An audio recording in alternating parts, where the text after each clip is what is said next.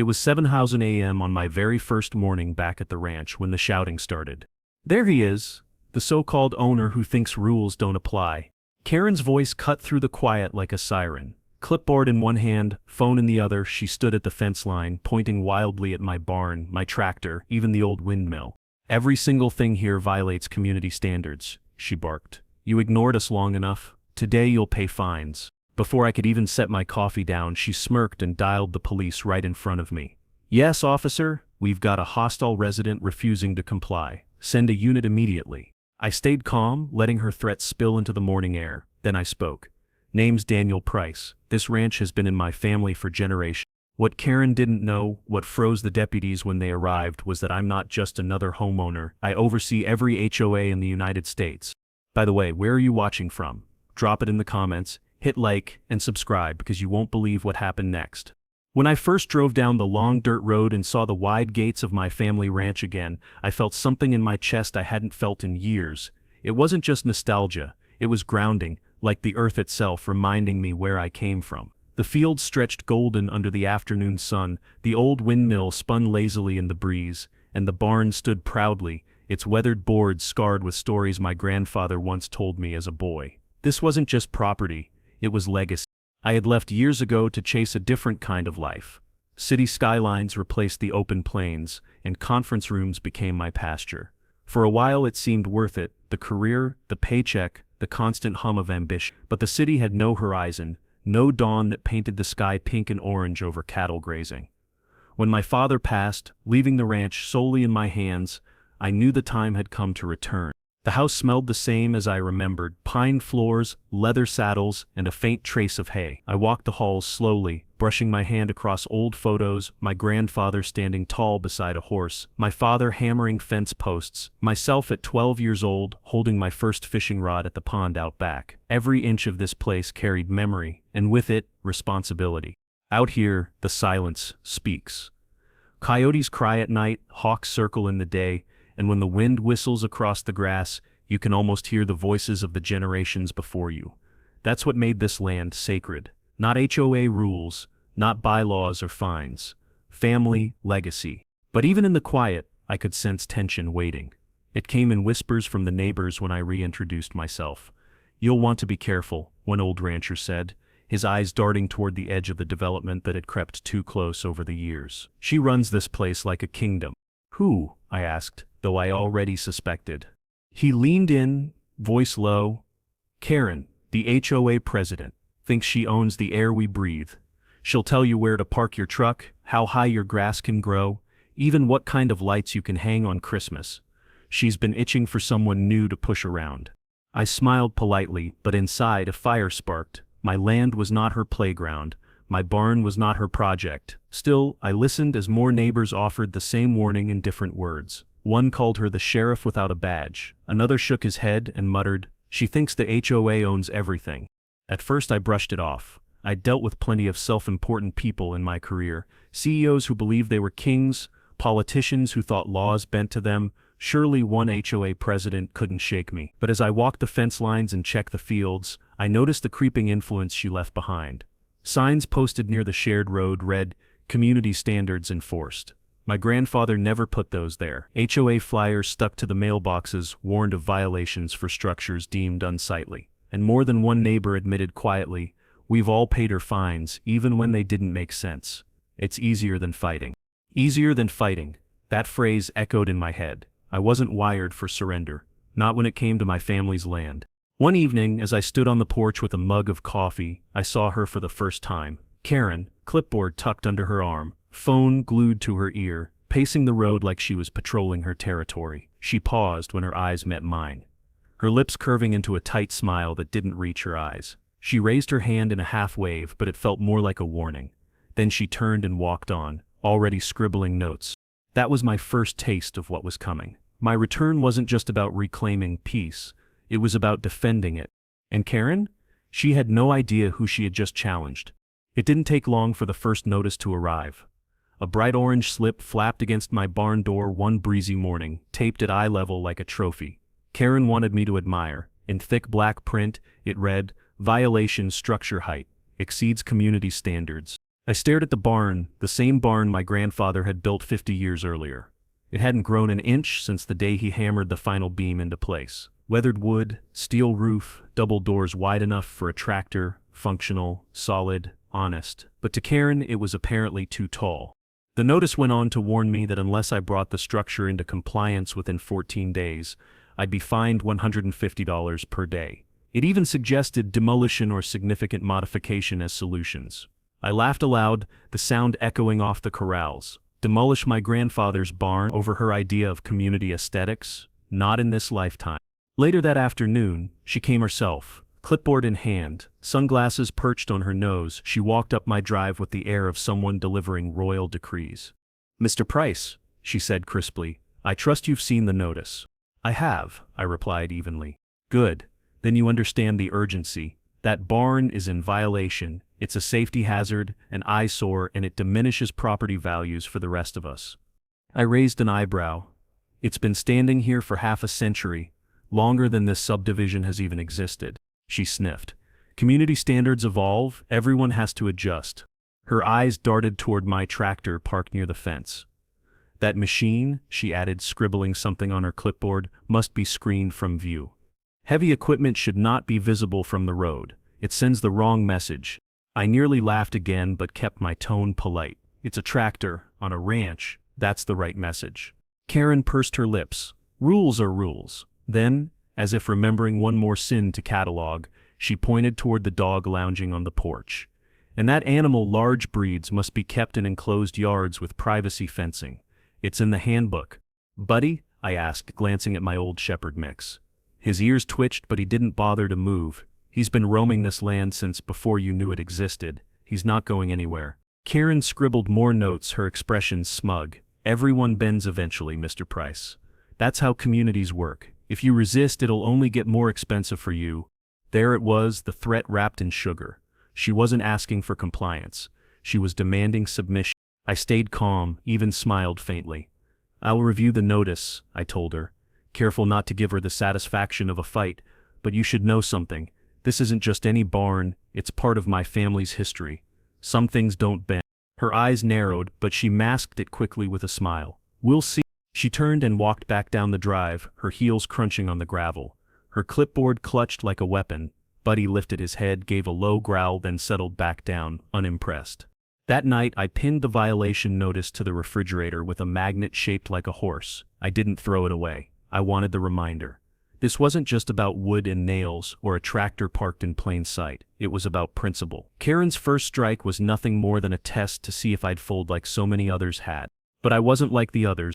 The barn would stand, the tractor would roll, and Buddy would guard the porch just as always. If Karen wanted a war, she'd just fired the opening shot, and she had no idea what kind of opponent she'd pick. The first notice about the barn had been ridiculous enough, but Karen wasn't satisfied. She wanted me on my knees. Within days, my mailbox became a weapon. Each morning when I walked down the gravel drive, I found a new envelope waiting. Always the same stiff paper, the same bold HOA letterhead, the same venom disguised as community concern. The fines piled up quickly. One cited soil erosion along the southern fence line, warning that runoff from my cattle pastures could contaminate community property. Another accused me of keeping unapproved livestock. Apparently, the 24 cattle that had grazed these fields for decades were suddenly illegal because Karen didn't like the sound of their lowing at night.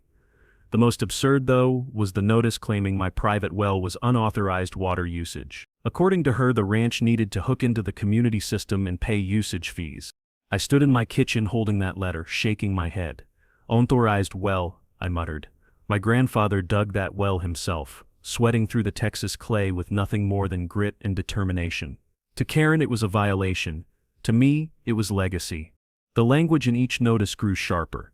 Immediate compliance required. Failure to respond will result in escalating penalties. Non-payment may result in liens. I didn't throw any of them away. Instead, I stacked them neatly in a folder labeled Evident. Every envelope, every page, every threat, I saved them all. Because here's the thing most people don't realize, HOAs often rely on intimidation. They throw around legal-sounding words, line, violation, community standard, hoping the homeowner caves before realizing how little authority they actually have. My ranch didn't fall under their jurisdiction, no matter how many times Karen stamped the word mandatory in bold. And the more she pushed, the stronger my case would be when the time came. Still, the pressure was real. One afternoon, I overheard neighbors whispering outside the feed store. "She's got him in her sights," one man said. "He won't last long." Another woman sighed. "She fined me last year for planting sunflowers. Said they were invasive species. I paid just to make her leave me alone." It hit me then just how many people had surrendered simply because it was easier. Karen's power didn't come from law. It came from fatigue. People got tired of fighting, so they opened their wallets. She counted on that cycle repeating forever. But I wasn't fatigued. I was focused. Each evening, after finishing chores, I sat at the dining table cataloging her paperwork. I photographed notices, scanned them into digital files, and backed them up to a cloud account. I kept a logbook noting the time each letter appeared, even the tire tracks on the gravel road when Karen's SUV pulled up to my mailbox. If she wanted a paper war, I would fight it on my terms with patience, precision, and proof. The irony was almost laughable. Karen thought she was burying me under documentation. What she didn't realize was that she was building my defense for me, piece by piece, violation by violation. The more she wrote, the weaker her case became.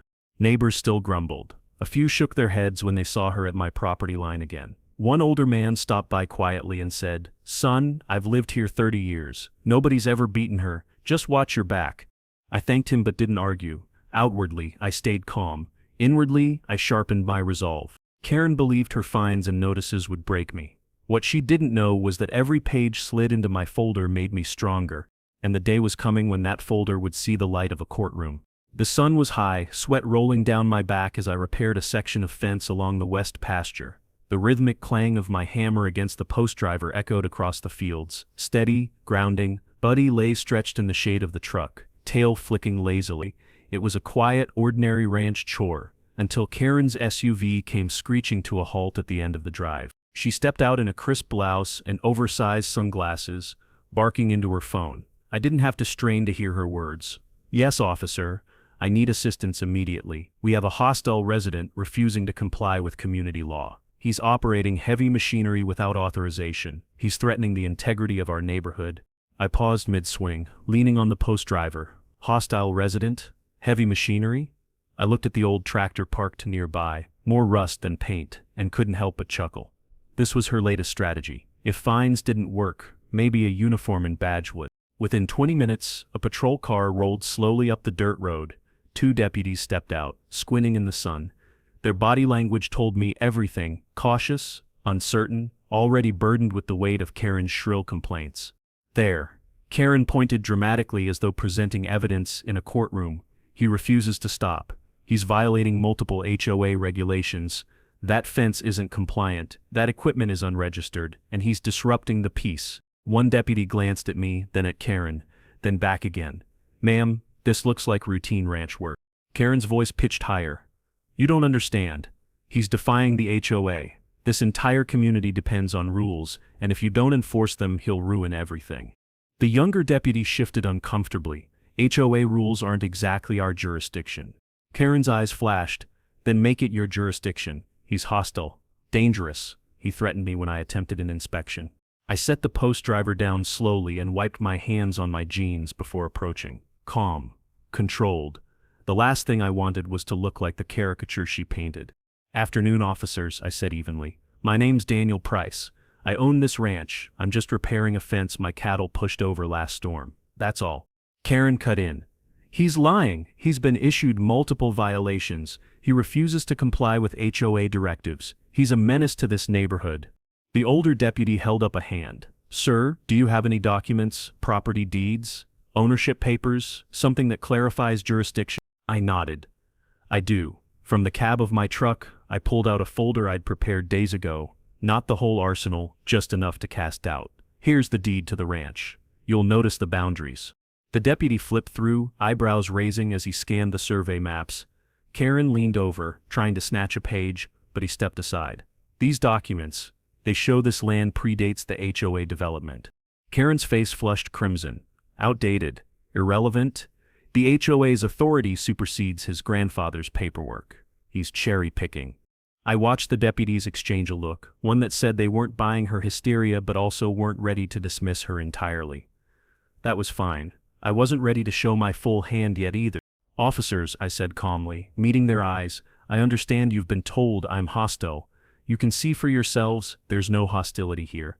Just me, a fence, and a hammer. But if you'd like, I can provide additional documents that might make things very clear." Karen snapped, "Don't listen to him. He's manipulating you. This man thinks he's above the law." The older deputy raised a placating hand. "Ma'am, we'll handle this." Then he turned back to me. "Mr. Price, what kind of documents are we talking about?"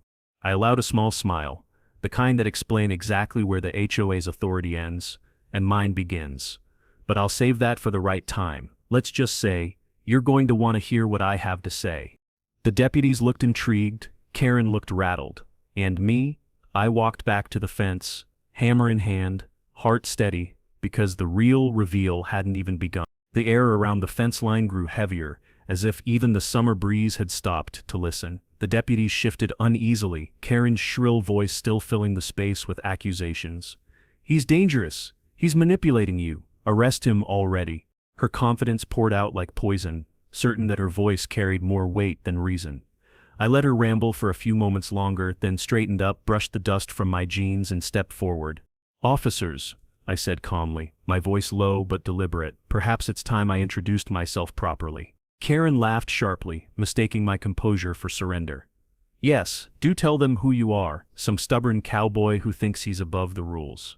I smiled faintly. "My name is Daniel Price, and I don't just own this ranch." I paused, letting the words hang. "I oversee every homeowners association in the United States." For a moment, silence. Then nervous chuckles rippled from the small group of neighbors who had wandered closer, drawn by the flashing patrol car lights. But when my wife stepped out of the house, uniform crisp, badge glinting in the sun, the chuckles died instantly. She walked with the steady stride of authority, a thick folder tucked under her arm. "This man," she said clearly, standing beside me, "isn't exaggerating." She opened the folder and held up an official federal identification card, laminated and unmistakable. "Daniel Price is the Director of National Housing and Community Oversight. His office regulates every HOA in this country." The older deputy blinked, leaning in to study the ID. His jaw tightened as the reality hit. The younger one muttered, "You've got to be kidding me." The neighbors whispered frantically now. "Did he say every HOA?" one asked. Another hissed, "No wonder he's not afraid of her." Karen's smirk faltered, then collapsed entirely. "This is absurd," she snapped, but the crack in her voice betrayed her. "That's not real authority. HOAs are independent. Local power governs communities." I turned to her, my eyes steady. "Karen, the law is clear. HOAs operate under state and federal guidelines. They have limits. They cannot trespass, seize, or fabricate authority they don't have. And you," I took a step closer, "have violated every single statute I enforce." Her face went pale, yet her tongue kept moving. "You're bluffing. You're just trying to intimidate me." My wife laid a second document on the hood of the patrol car, the seal of the Department of Housing glinting under the sun. "Bluffing?" she asked, her voice cold and professional. "This is a copy of the statutes your HOA has already breached. Unlawful entry attempts, fraudulent fine, misrepresentation of jurisdiction. All under federal review now." The deputies exchanged looks. The older one finally spoke. "Ma'am," he said to Karen, his tone clipped, "if what they're saying is true, then you're the one walking a thin line here." Karen's bravado cracked into panic. "This is my community. My rules. You can't just come back and override everything.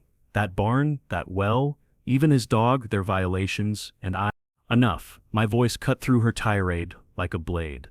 "This isn't your community. It never was. These neighbors pay dues out of fear, not loyalty. You don't protect them, you prey on them.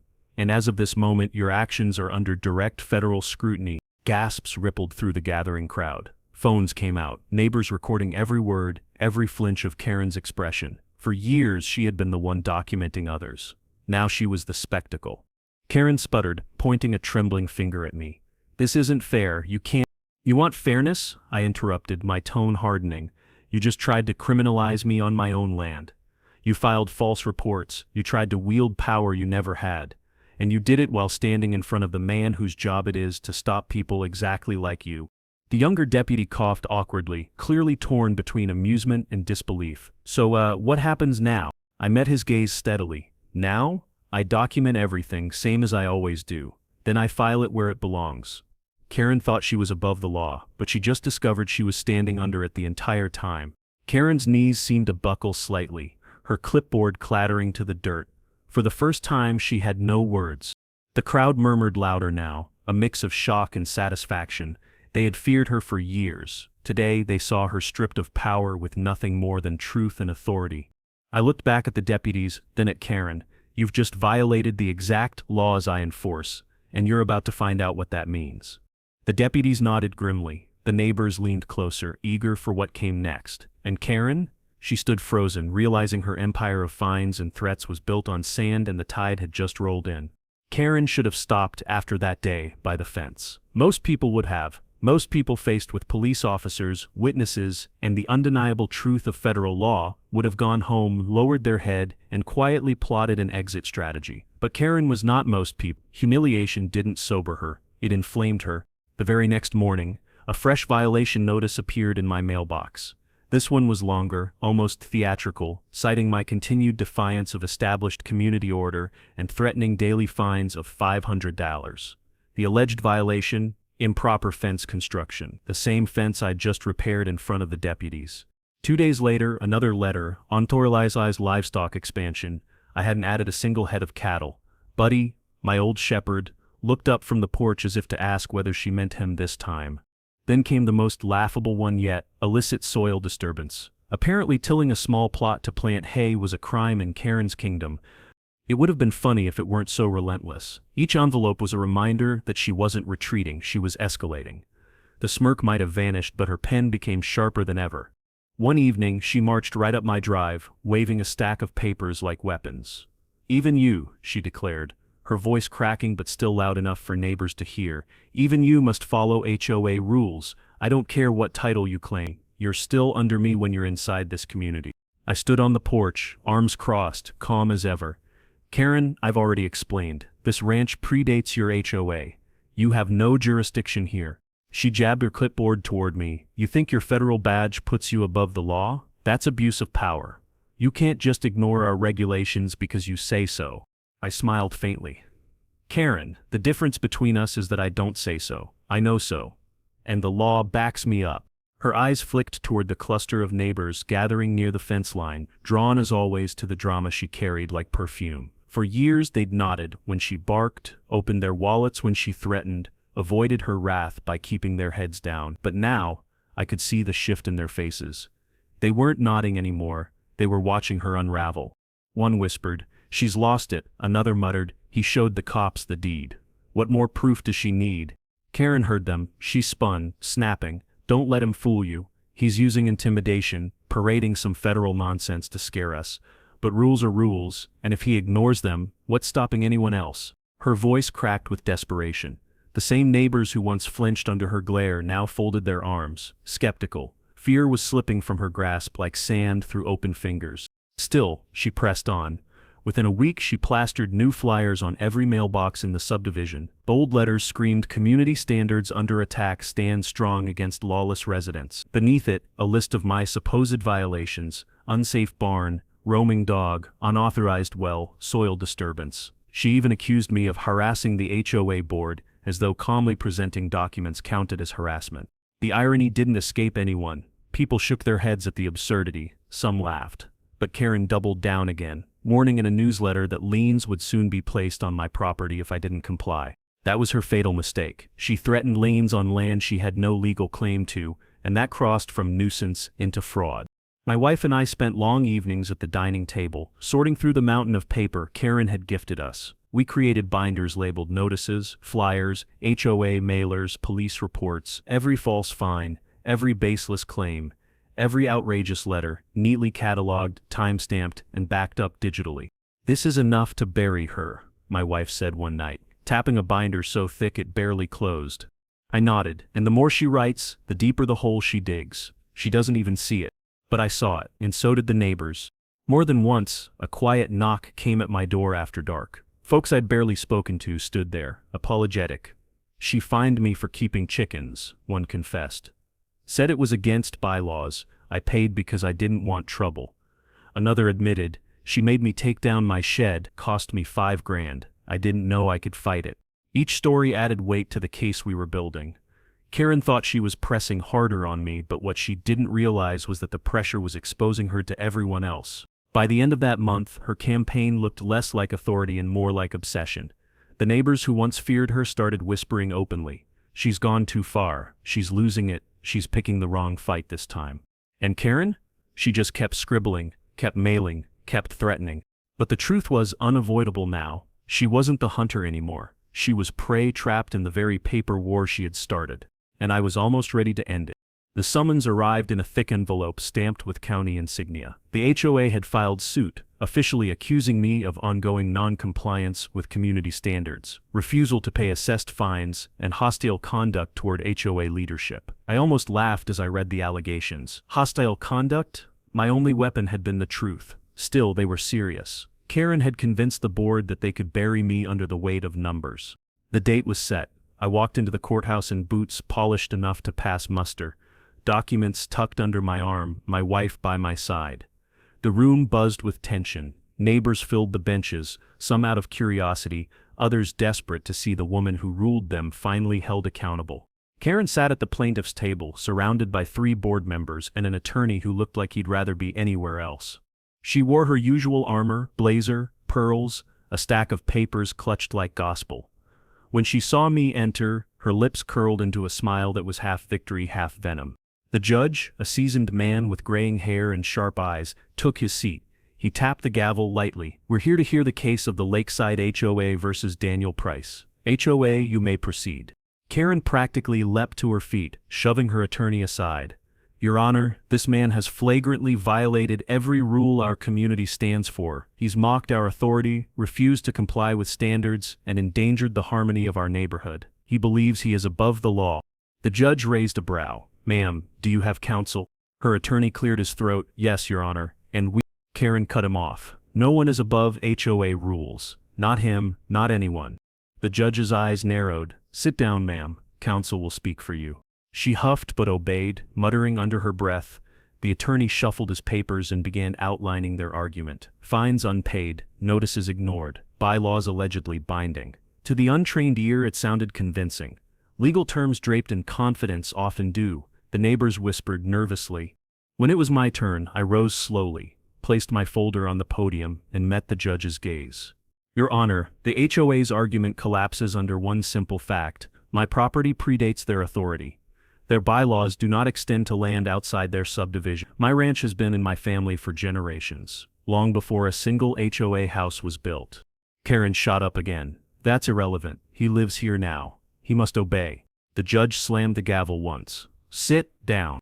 I opened my folder and laid out the deed, the survey maps, and the historical records. This is the original deed, filed with the county in 1953. Here is the map showing boundaries of the HOA's jurisdiction. And here, I held up the most recent survey. Stamped and certified is the legal confirmation that my property is excluded. Every notice they've sent me is baseless.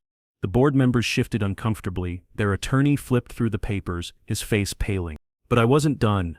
"Your Honor, I am not only the owner of this ranch, I am the Director of National Housing and Community Oversight. My office regulates HOAs across this nation. I know precisely where their authority begins and where it ends." Gasps echoed through the courtroom. The neighbors leaned forward, stunned. The judge raised an eyebrow. "Is that so?" I nodded and handed over my federal credentials. He examined them, lips twitching as if suppressing a smile. Karen shrieked. "He's bluffing, he's using intimidation." "None of that matters, our rules are supreme." That was when the judge laughed. Not a chuckle, but a genuine laugh that rolled across the bench. He set the credentials down and shook his head. "Supreme? Mrs. Karen, you've picked the wrong person to tangle with. The man who oversees every HOA in this country is standing in front of me, and you thought you could intimidate him with violation notices?" The gallery erupted in murmurs. Some neighbors laughed outright. Karen's face turned crimson.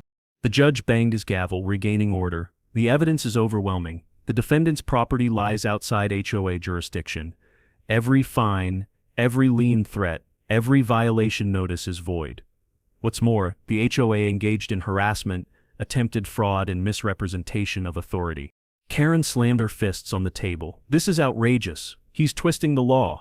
The judge fixed her with a steely glare. "No ma'am, you are, and you've just been caught." He leaned back, voice calm but firm. "This court rules decisively in favor of Daniel Price. The HOA is guilty of harassment and fraud. The association is fined, and Mrs. Karen," he paused, letting the silence weigh heavy, "you are personally liable for damages. Consider this a warning. If further investigation uncovers financial misconduct, you may face criminal charges." The gavel struck. Case closed. The room erupted. Neighbors whispered, laughed, clapped softly, some even wiped tears of relief. Years of intimidation collapsed in an instant. Karen stood frozen, trembling, her mouth opening and closing like a fish, gasping for air. The board members slumped in their chairs, their empire crumbling. I gathered my documents, tucked them neatly back into the folder, and turned to face her. "Karen, you thought you could rule over this ranch. You thought your rules were unshakable, but rules without law are nothing. Today the law answered." She tried to respond, but no sound came. The neighbors' eyes were on her now, not with fear but with contempt. For the first time she had no power left to wield. As I stepped out of the courtroom, the summer sun felt brighter, warmer. My wife squeezed my hand. "It's over," she whispered. I shook my head slightly. For her? Maybe. But for the HOA as a whole, this is just the beginning. The ink on the judge's ruling wasn't even dry before the story broke wide open. Local reporters who had filled the courtroom that morning wasted no time filing their pieces. By the time I reached home, the headline was plastered across every local news site. HOA tried to bully federal regulator, judge laughs them out of court. The story spread like wildfire. Clips of Karen shrieking, the judge chuckling, and my calm explanation of the law began circulating on social media. One 30-second clip alone, Karen shouting "No one is above HOA rules," followed by the judge's booming laughter, was replayed millions of times within days. People captioned it, memed it, slowed it down, looped it, and laughed themselves sick. The hashtag started almost immediately. HOA own goal. Karen versus the law. HOA destroyed itself. By the end of the week, HOA regulator trended nationally. Strangers tagged me in posts, thanking me for standing up against the kind of neighborhood tyranny they had endured for years. My inbox filled with messages from homeowners across the country, horror stories of absurd fines, midnight inspections, threats over paint colors, even tales of wrongful foreclosures. What shocked me wasn't the scale of the attention, it was how hungry people were for someone to finally push back. For too long, HOAs had hidden behind fine print, intimidating ordinary families who didn't have the resources to fight back. Now one courtroom exchange had ripped that veil away. Karen, once the self-proclaimed queen of control, became a national punchline. Late-night hosts cracked jokes at her expense. One quipped, "Some Karens call the manager, this one called the cops on her boss." The audience roared with laughter. Memes compared her to cartoon villains. Someone even made a parody account on social media, called HOA Overlord Karen, that racked up tens of thousands of followers in days, posting mock violation notices for things like breathing too loudly and smiling without approval. Meanwhile, the HOA board she once commanded fractured under the pressure. Members resigned quietly, unwilling to endure the spotlight or the mounting lawsuits. Those who stayed scrambled to distance themselves from her, claiming ignorance. "We didn't know she was lying," one statement read. But the community wasn't buying it. Everyone had seen the courtroom footage. Everyone knew they had been complicit. Across the country, other HOAs began to panic. My office received urgent calls from boards demanding clarification on their rights. Some begged for audits to prove they weren't like Karen's group. Others simply went silent, terrified that a single wrong move could make them the next viral headline. Legislators noticed too. A senator from Colorado introduced a bill to tighten restrictions on HOA powers, citing the Price versus the Lakeside HOA case as the tipping point. Editorials flooded newspapers. "The HOA reckoning has begun." One columnist wrote, "For decades, HOAs have been a law unto themselves. Now, thanks to one man and one ranch, their power is finally under scrutiny." And still, the footage kept spreading. A clip of the judge saying, "You picked the wrong person," became the soundtrack to thousands of TikTok edits. Farmers danced beside tractors, homeowners held up past due notices. Even a group of college students reenacted the courtroom drama with cardboard gavels. Karen, meanwhile, disappeared from public view. Paparazzi camped outside her house, snapping photos of her hiding behind curtains. Reporters knocked on her door daily, only to be met with silence. Neighbors reported that she no longer strutted down the street with her clipboard. Instead, she drove away quickly, head ducked, sunglasses oversized. For someone who thrived on control, she was suddenly the most controlled person in town by shame, by ridicule, by truth. The neighbors who had once feared her began to speak up publicly. She fined me $200 for planting roses, one woman told a news crew. Another confessed. She threatened to tow my truck if I didn't park at a certain angle. I paid just to avoid the fight. Their voices added fuel to the blaze. Karen wasn't an isolated case, she was a symbol of everything broken in HOA culture.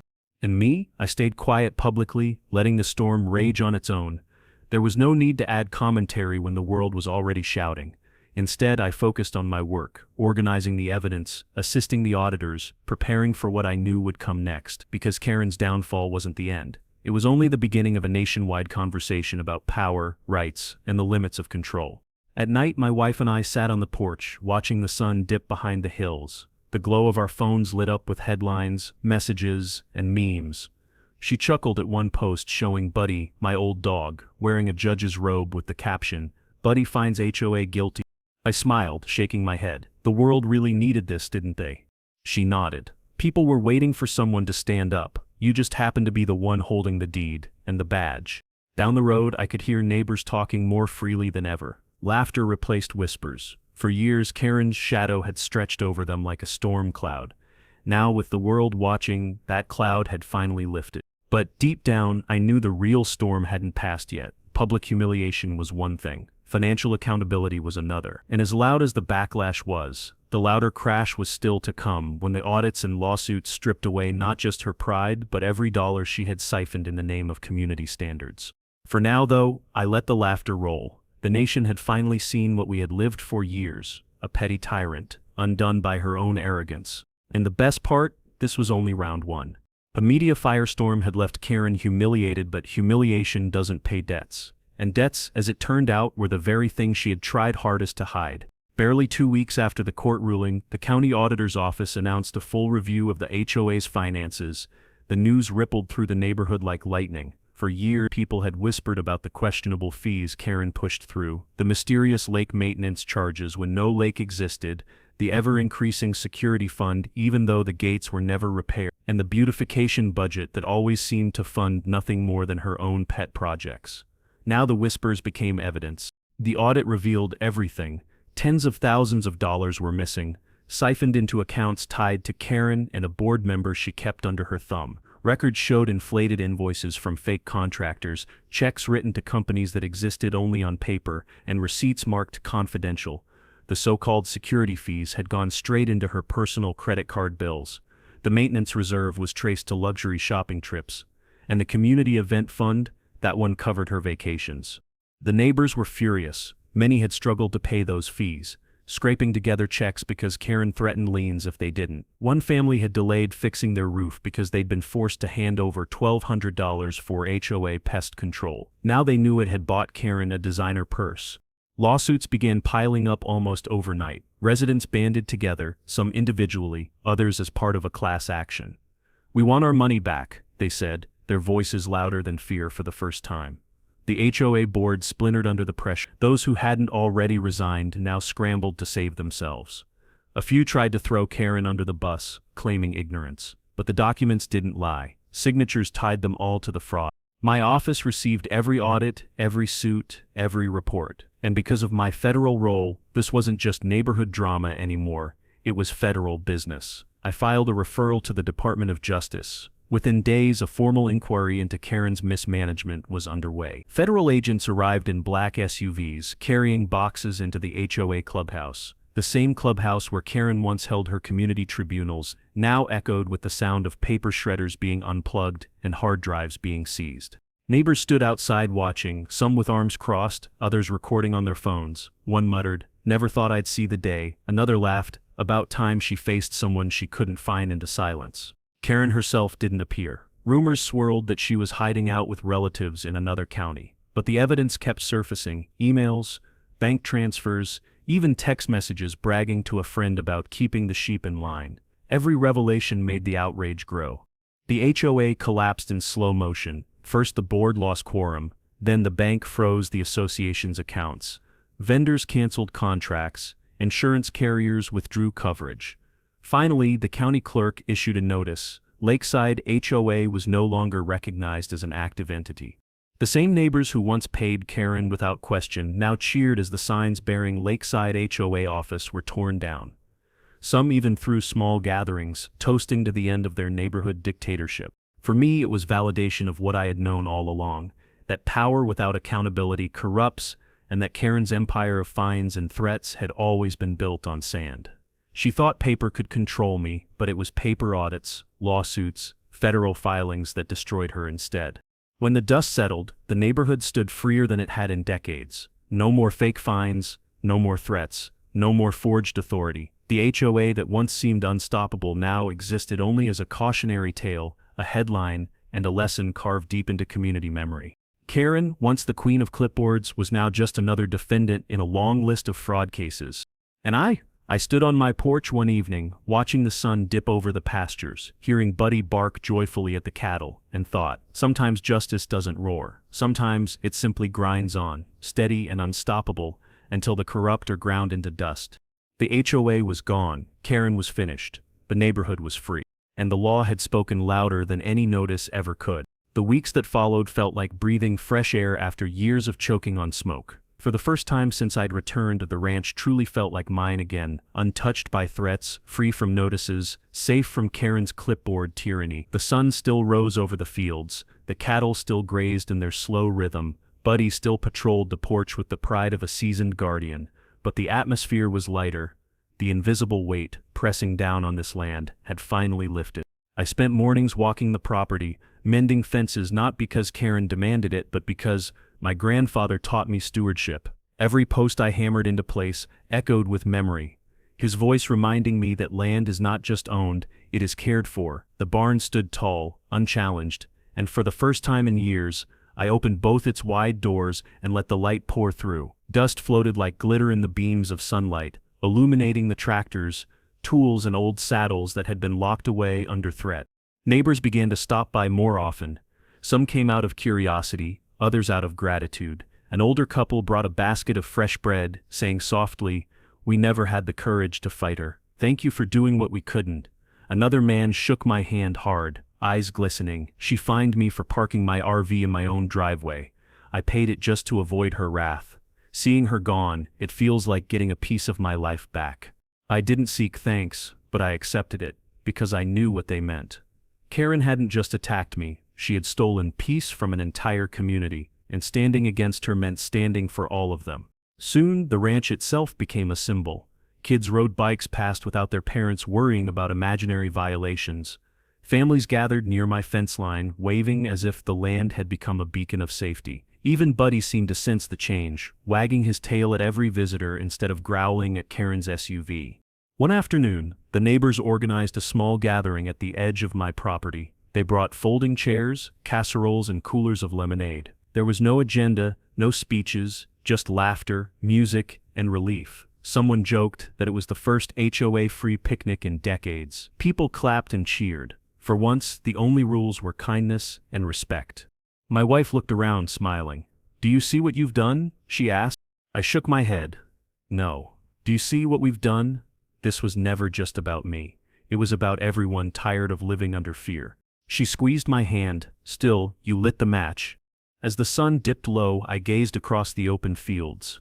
The ranch had always been my sanctuary, but now it felt bigger than that. It was a symbol of freedom, proof that no matter how loud or smug someone's authority might seem, truth and persistence could still prevail. The family legacy was intact. My grandfather's barn stood tall, my father's well still flowed clean, and my presence ensured that no outsider would ever trespass here again. The land was secure, but more importantly, the spirit of the community was restored. That night, sitting on the porch, I thought about how far we had come. From the first absurd notice about a barn's height to the avalanche of fraudulent fees, from Karen's shrieks in court to the judge's booming laughter, from the nationwide backlash to the final audit that toppled her empire. It all ended here, with peace. I knew challenges would come again. Life doesn't stop testing you, but I also knew I'd proven something to myself, to my neighbors, and maybe even to people watching across the country. Fear only has power if you let it, and Karen, with all her bluster, had taught us that truth spoken firmly could silence even the loudest tyrant. As the stars appeared above the quiet ranch, I leaned back in my chair, Buddy's head resting against my boot, and whispered to myself, legacy secured. The ranch was free, the neighbors were free, and the family name, once again, stood unshaken beneath the open sky. When I look back at everything that happened, it almost feels unreal. A single clipboard, a single smug smile, a single violation notice set off a chain reaction that brought down an entire HOA empire. Karen thought she had found her next victim. She thought intimidation, fines, and endless threats could bend me like they had bent so many others. But what she didn't know, what she couldn't have known, is that she picked the wrong man, the wrong ranch, and the wrong legacy. She believed HOA rules ruled me. Instead, she found out I write the rules. The barn still stands. The well still flows. The dog still guards his porch. My ranch remains what it always was, a sanctuary, not just for me, but for the principle that no one, no HOA, no self-appointed queen with a clipboard, can trespass on freedom without consequence. And that's what I want you to take away from this story. HOAs can have their place, but when they cross the line into abuse, when they forget that people matter more than paperwork, they collapse under the weight of their own arrogance. Karen's fall wasn't just about one neighborhood. It was about every neighborhood where someone has been bullied into silence. Now I want to hear from you. Have you ever dealt with an HOA nightmare? Ridiculous fines, threats, or power-hungry board members who thought they could run your life? Drop your story in the comments. I promise you're not alone, and your voice matters here. If you enjoyed this story, hit that like button. It helps more people see just how outrageous these HOA battles can get. Don't forget to subscribe and ring the bell so you won't miss the next chapter, because trust me, there are plenty more HOA showdowns to come. You think this was wild? Wait until you hear about the one where an HOA tried to auction off land that wasn't even theirs, and learn the hard way who actually owned the deed. Until then, remember this: rules are only as strong as the truth behind them. And when truth stands tall, no HOA, no Karen, and no clipboard in the world can knock it down.